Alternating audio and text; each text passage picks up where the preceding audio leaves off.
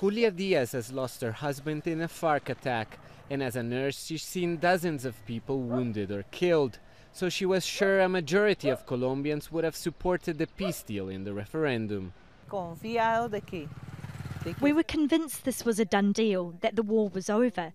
When we saw the no win, we started crying. We called our family on the phone asking, now what? Does it mean the war is coming back? Her town of Toribio has been attacked over 700 times. The scars are still visible, but with a ceasefire in place, not one bullet has flown over it for 2 years. 85% of residents voted in favor of the deal and are now in a state of bewilderment and fear.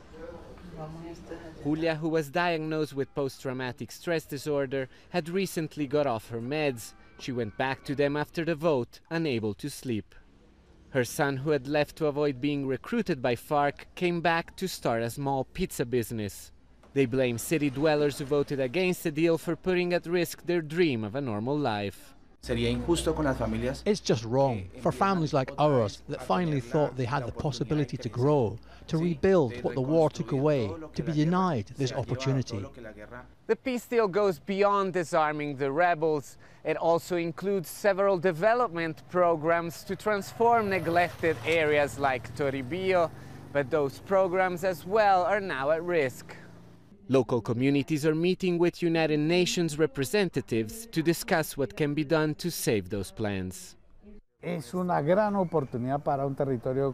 can't lose this opportunity. Those who oppose the talks say they want to revise the agricultural reform, the transitional justice system, and other issues that have already been negotiated.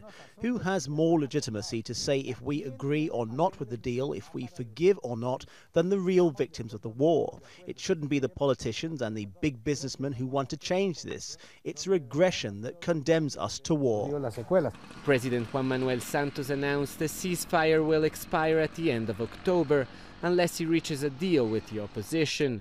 What will happen at this point is anybody's guess, leaving towns like Toribio on edge. Alessandro Ampietti, Al Jazeera, Toribio.